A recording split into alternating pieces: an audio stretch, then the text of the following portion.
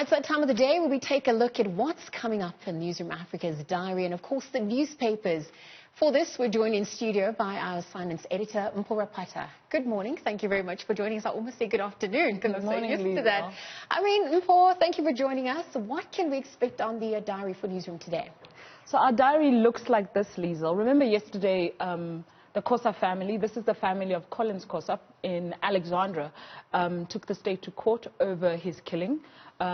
So today, the case is in court for the second day. And now today, what the family now wants is that they're calling for the people who were involved in his killing to be suspended, especially the Metro Police officers who were standing by, so who were bystanders, who are still in their jobs, right? So, but we also expect that Minister Mapisa Ngqabula's defense is going to lay out their case in terms of what's happening there. So the Khosa story is still in court. And remember, this case will then help in how, the defense force is regulated in terms of dealing with civilians. So the outcome of this particular case is extremely important, and how it goes. So that's where Malungelo will be this morning.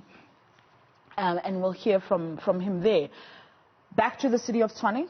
One of the stories that we have been keeping a close eye on, you may remember that last week the Pretoria High Court decided that it was not, the city should not have been put under administration, as the Premier and the MEC for local government did. And so the DA is now preparing to go back to the city of Tshwane to govern. However, today, Lebogang Maile, who's the MEC in charge of municipalities, is now going to give us feedback on what this really means for the city, what this means for government. So Mbali Tetane, our reporter, will be covering that story. We know that she's covered much of the happenings in the Tshwane municipality. So that's where Mbali is going to be.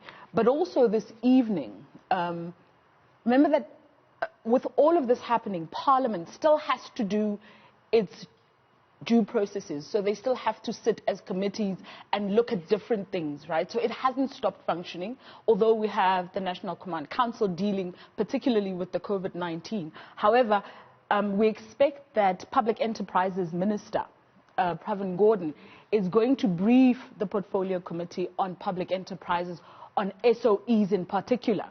So we're looking to hear what he has to say about Eskom.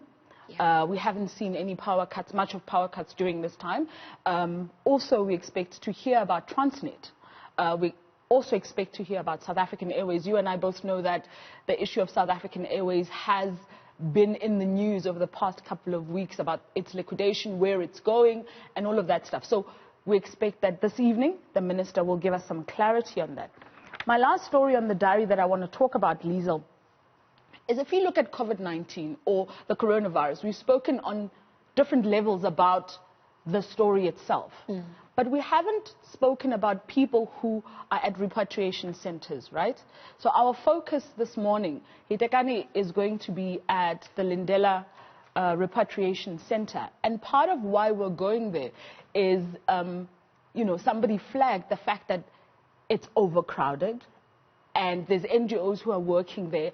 And literally, there's fear that there might be an outbreak at the Lindela Repatriation Center. I just want to show you a video that someone sent to us, and it really raised concerns about what is happening at Lindela. All right, let's take a look.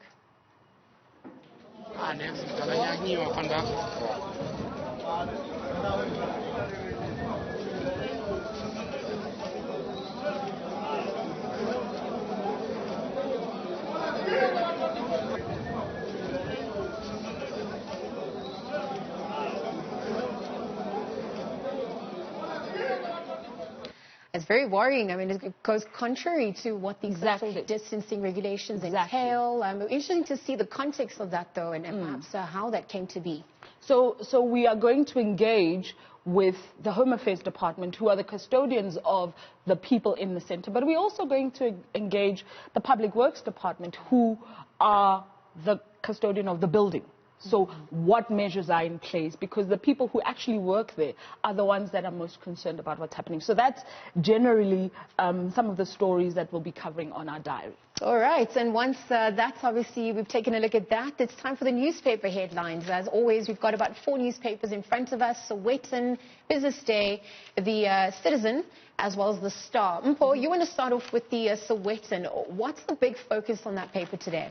So today, in their front page, they're talking about Minister Lindiwe Sisulu and how a Nasrec debt is haunting an aide of the minister. But my eye is really going to the page 2 of the Sowetan, where we're talking about, there's a lot of talk about vaccines and ways to treat COVID-19. And so locals are backing what is called the woodworm.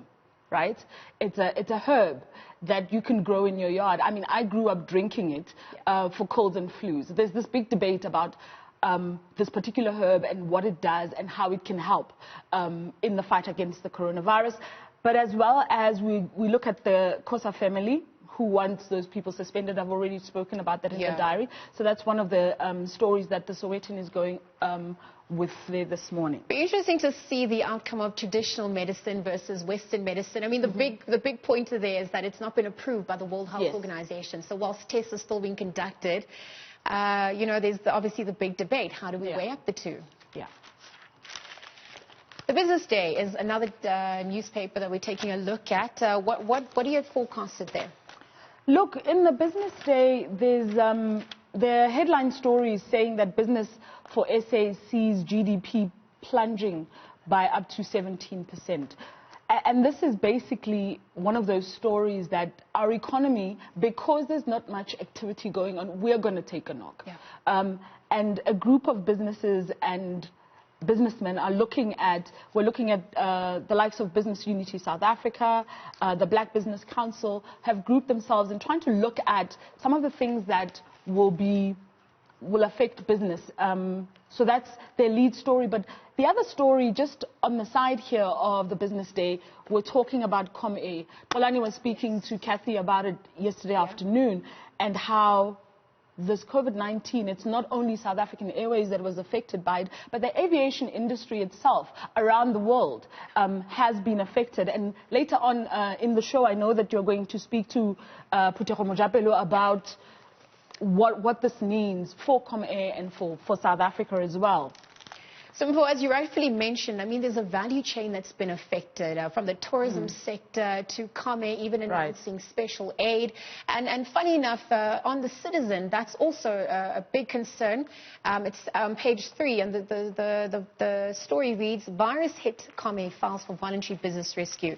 Again, you know, the industry was facing some cash flow problems ahead of the COVID-19 lockdown, and look, it's not helped going forward. So Business Rescue obviously asking the JSE for their shares. So let's chat to the experts about what this means for the future going forward. And then another story also, again, my top story, virus hits SARS on the ropes.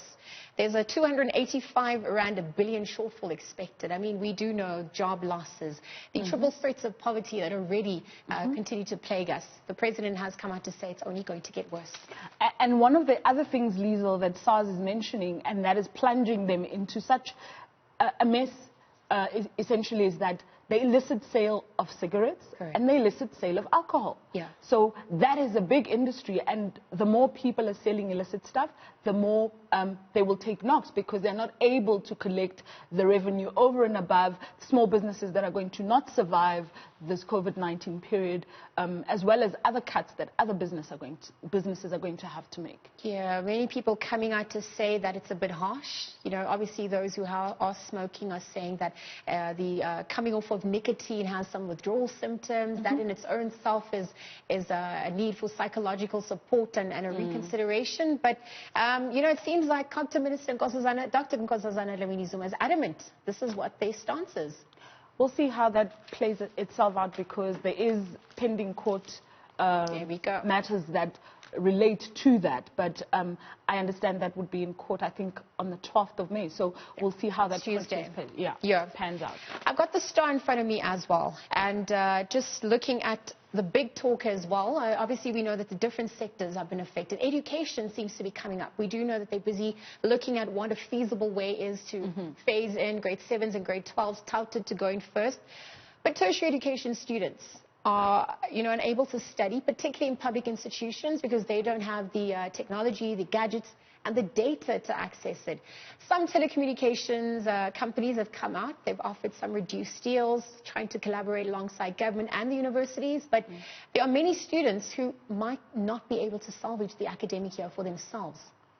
Yeah, it's going to be one of those things that the Department of Higher Education, Science and Technology will have to keep a close eye on. When Minister Bladen Zimande was speaking last week, he did say that they're making concession for some of the students, and they've spoken to telecoms companies to provide, that data for those students. So it is a story that we will need to keep watching and to keep people accountable of the promises they make, especially to those people who don't readily have those resources they need to do what they need to do.